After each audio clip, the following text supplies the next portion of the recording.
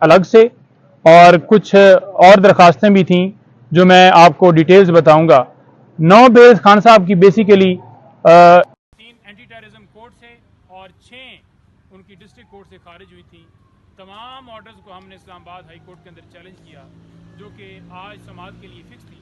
اس بنیاد کے اوپر خارج ہوئیں کہ خان صاحب پیش نہیں ہوئے، عدم پیروی کی وجہ سے خارج کی گئی۔ اب بات یہ ہے کہ قانونی طور پر ویڈیو لنک کے ذریعے بھی حاضر لگائی جا سکتی تھی یا پھر ان کو طلب کر لیا جاتا، جو کہ ہم نے متعلقہ کورٹ سے گزارش کی، لیکن ہماری درخواست منظور نہیں کی گئی اور خان صاحب کی بیل جو ہیں ٹیکنیکلی بنیادوں کے اوپر خارج کر دی گئی۔ آج ہم نے وہی گزارش یہاں پر کی ہے اور 6 کی حد تک جو ہے سماعت ہوئی اور 3 بیلز کیونکہ درخواستیں جو ہیں وہ ہماری پینڈنگ ہیں ڈی بی کے اندر، تو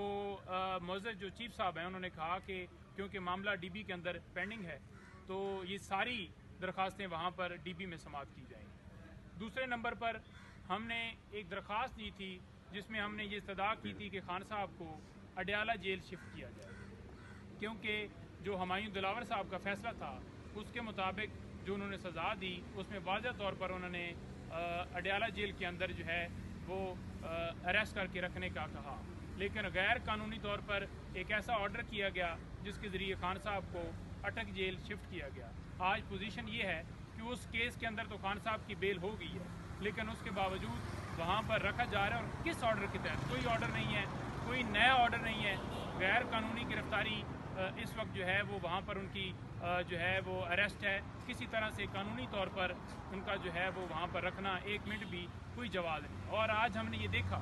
کہ جو سرکار ہے وہ واضح طور پر بڑی بے بس نظر آئی، ان کے پاس کوئی ایسا نیا نوٹیفیکیشن نہیں تھا جس کے مطابق وہ کہہ سکیں کہ ہم نے اس نوٹیفیکیشن کے تحت انہیں اٹک جیل میں رکھا ہے۔ تو ہم نے اپنے دلائل دے دیے ہیں اس میں، اور دیگر فیسلٹیز کے حوالے سے جو ہماری استدعا تھی وہ بھی ہم نے بتائی ہے کہ یہ جو رپورٹ اٹارنی جنرل آفس نے جمع کروائی ہے سپریم کورٹ کے اندر، اس کے مطابق تو بڑے جناب انہوں نے دیسی مرغ چلا دی ہیں، کوئی ایسی صورتحال نہیں ہے۔ خان صاحب کو جو ہے وہ مسلسل محروم رکھا جا رہا ہے، جو ان کے بنیادی حق ہے اس سے محروم رکھا جا رہا ہے، اور وہ ان کو تکلیفات جو ہیں اس وقت لائق ہیں۔ ان کی کل مسز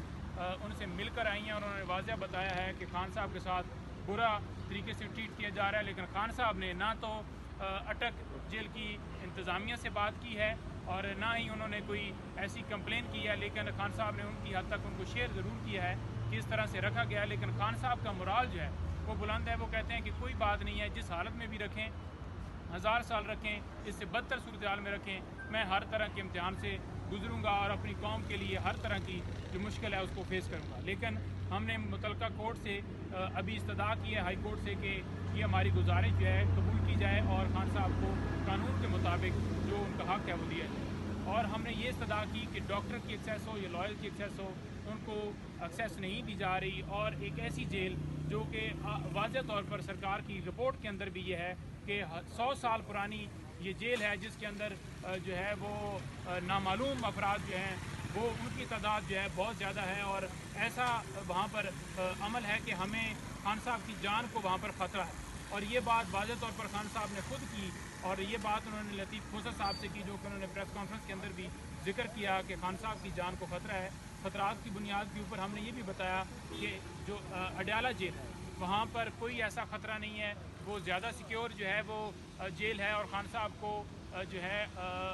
اڈیالہ جیل شفٹ کیا جائے، قانون کے مطابق شفٹ کیا جائے، اور جو ان کی لائر کی ایکسیس ہے کہ اگر لائر کو ملنے جاتا ہے تو اس کے اوپر ایف آئی آر درج کر دی جاتی ہے، اگر کوئی وکیل ان سے ملاقات کے لیے جاتا ہے تو دوسرے دن اس کو پتہ چلتا ہے کہ آپ کے خلاف وہاں پر پرچہ درج ہو گیا، آپ نے ہاتھوں پائی کی ہے۔ تو آج واضح طور پر شیر افضل مروت صاحب نے بھی کورٹ کے اندر یہ گزارش رکھی کہ جناب میں ہر طرح کا جو ہے اس کی میں حلف دینے کے لیے تیار ہوں کہ اگر کوئی ایسا وقوع ہوا ہے، میں نے کبھی زندگی میں میرے اوپر اس طرح کا کبھی کوئی کیس نہیں بنا، کبھی کوئی ایف آئی آر نہیں بنی، اور مجھے علم ہی نہیں ہے کہ میرے اوپر ایف آئی آر درج کر دی گئی۔ یہاں واضح طور پر ہائی کورٹ نے کہا کہ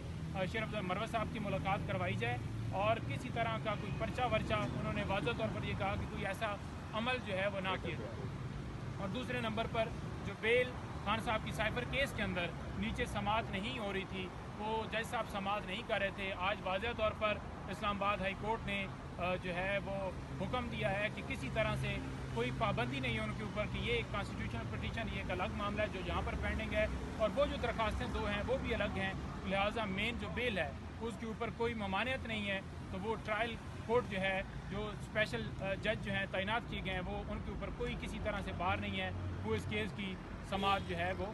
کر سکتے ہیں اور بیل جو ہے سن سکتے ہیں۔ جی کل ضمانت ہو جائے گی سائفر کیس میں؟ دیکھیں جی، ہماری تو یہ اس کے اندر استدعا تھی کہ جو ہے جج صاحب کو اگر چھٹی پر جانا تھا تو ڈیوٹی جج لازمی ہونے چاہیے تھے،